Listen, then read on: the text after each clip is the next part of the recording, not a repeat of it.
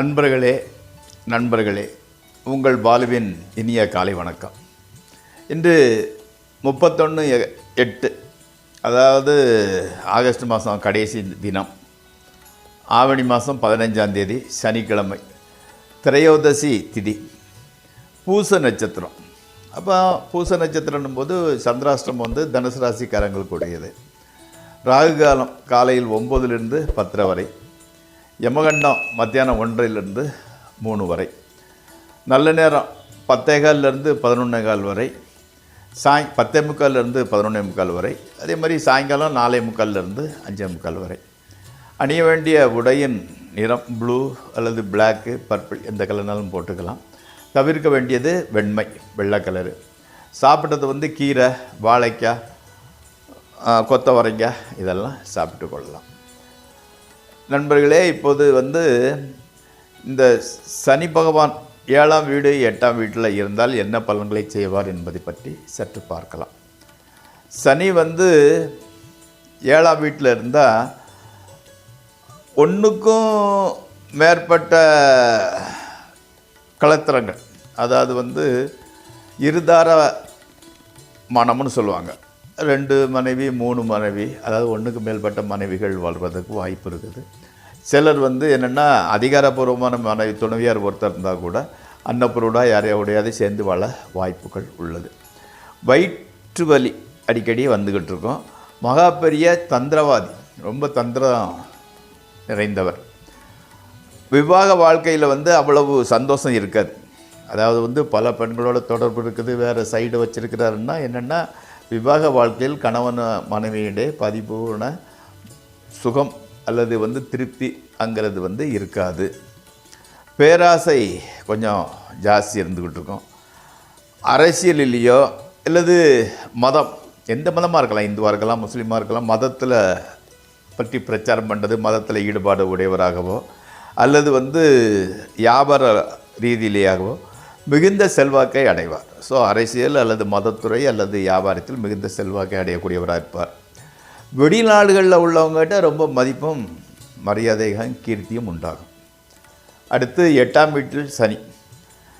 8ஆம் வீட்டில் சனி இருக்கும்போது வந்து அந்த ஜாதகர் வந்து அடிக்கடி கஷ்டத்தை அனுபவிக்க வேண்டிய சூழ்நிலை உருவாகும்.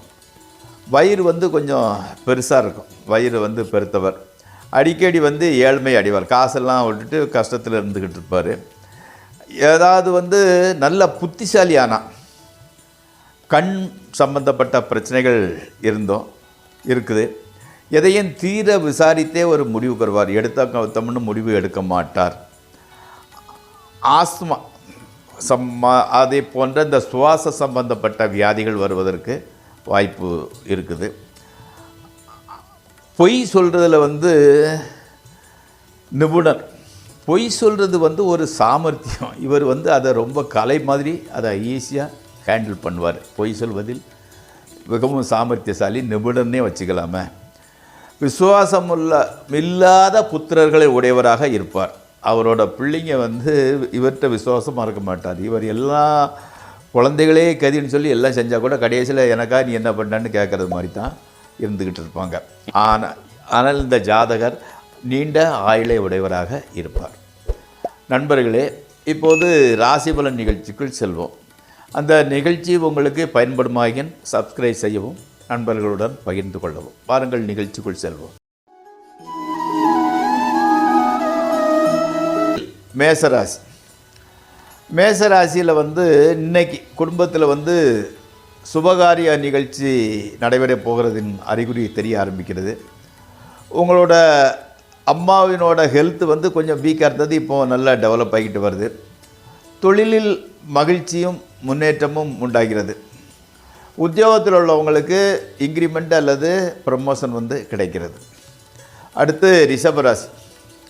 தொழிலில் மாற்றம் அல்லது வந்து புதிய தொழில், அதாவது வந்து தொழில் ஒரு சேஞ்சு, புதிய தொழில் ஆரம்பிப்பது வந்து நடக்கும். இப்போது பணவரயம், வீண் அலைச்சல் ஆகியவை கூட உண்டாகும். ஆனால் மனைவி மக்களால் மகிழ்ச்சியும் ஆதாயமும் உண்டாகிறது. பெரிய மனிதர்களிடம் பழக்கம் இருந்தாலும் அவங்களால உதவி நீங்கள் கேட்குறதும் இல்லை, உதவியும் கிடைக்கவில்லை. அடுத்த மிதுன ராசி. மங்கள காரியங்களுக்காக சுப செலவுகள் உண்டாகின்றது. ஸ்பெகுலேஷன், ட்ரேடிங் இதிலெல்லாம் ஆகியவற்றை தவிர்த்து விடுங்கள். கணவன் மனைவி உறவு சற்று பிரச்சனையாகத்தான் இருக்கிறது. தொழிலில் விரிவாக்கம், அதாவது எக்ஸ்பான்ஷன் பண்ணுறதுக்கு நினைக்கிறீங்க, அதை செயல்படுத்துவதில் சற்று தாமதம் ஏற்படுகிறது. முயற்சியை நீங்கள் கைவிட மாட்டேங்கிறீங்க, முயற்சி வெற்றி கொடுக்கும். அடுத்து கடகராசி. செல்வம், செல்வாக்கு, புகழ் எல்லாமே அதிகரிக்கிறது. எடுத்த காரியங்கள் எல்லாம் ஓரளவு வெற்றி பெறுகின்றன. நினைத்தவையெல்லாம் நினைத்தபடி நடக்கின்றது. குடும்பத்தில் மகிழ்ச்சி நிலவுகிறது. கணவன் மனைவி உறவு நன்றாகவே இருக்கிறது. தொழிலில் முன்னேற்றமும் மன நிம்மதியும் கிடைக்கிறது.